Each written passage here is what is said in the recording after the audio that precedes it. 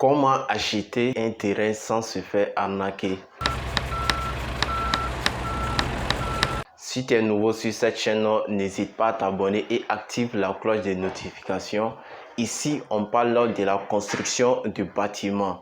Donc, il faut savoir qu'il y a deux types de terrains. Les terrains lotis et les terrains non lotis. Donc, avant d'acheter ton terrain, il faut aller vers un terrain qui est loti. Maintenant, dans les terrains lotis, il y en a deux types de terrains lotis. On a les terrains lotis approuvés, bien sûr, par l'État et les terrains lotis non approuvés. Donc, tous ces renseignements, on peut les avoir avec le vendeur des terrains. Maintenant, comment faire pour avoir les dossiers exacts pour ne pas être arnaqué ou bien pour ne pas être doublé, pour avoir les dossiers nécessaires, les dossiers qui vont prouver que exactement le terrain t'appartient, il faut avoir un ACD, arrêté de construction définitive. L'ACD montre que le terrain t'appartient exactement. Personne ne peut venir réclamer ce même terrain que tu as acheté et que tu as l'ACD dessus. Si une personne réclame ce terrain, c'est-à-dire cette personne va avoir affaire directement au ministère de construction et au cadastre parce que c'est eux qui vont te remettre l'ACD, d'accord? Donc, pour avoir un terrain garanti, il faut avoir l'ACD. Maintenant, comme je vous ai dit, il y a deux types de terrains lotis. Les terrains lotis approuvés, on peut faire des ACD pour le terrain loti approuvé. Mais par contre, si le terrain n'est pas loti et approuvé, il est loti simplement, on peut faire un titre foncier, d'accord? Donc, le titre foncier, il faut aller au cadastre pour faire un titre foncier qui va prendre la place de l'ACD pour ne pas que personne d'autre réclame ce même terrain. D'abord, si un vendeur te propose d'acheter son terrain, il faut lui demander quels sont les dossiers qu'il a à sa possession pour son terrain. Parce que on peut pas acheter un terrain comme des chaussures.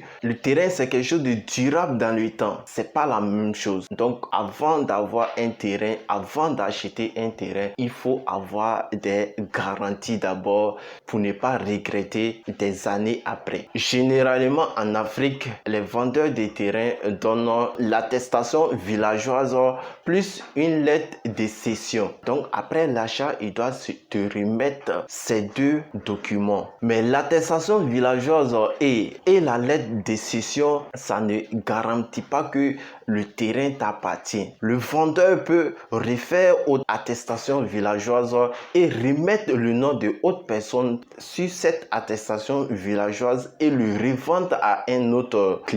Il peut te doubler dans la vente, d'accord? Donc, ces deux documents ne peuvent pas garantir que le terrain t'appartient. Après avoir eu l'attestation villageoise et la lettre de cession, il faut te rendre dans un cabinet géomètre pour faire le dossier technique de ton terrain. Et pour ça, ça dépend des pays. Il y a des pays, en Côte d'Ivoire ici, il faut la photocopie de ta carte d'identité plus la somme que le cabinet va te demander. D'accord?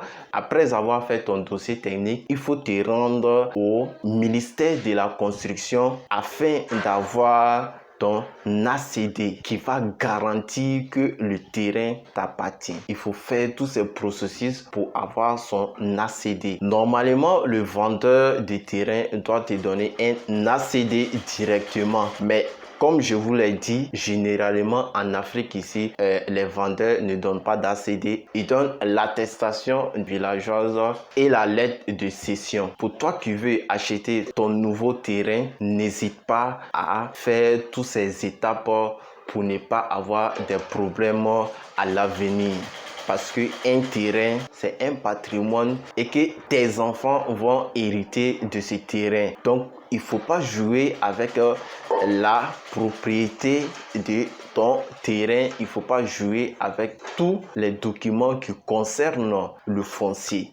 Donc, si vous avez aimé cette vidéo, likez, abonnez-vous et partagez cette vidéo. Je sais que ça va aider d'autres personnes à ne pas se faire arnaquer. Voilà. quand ils vont acheter les nouveaux terrains. Donc, je vous dis à bientôt.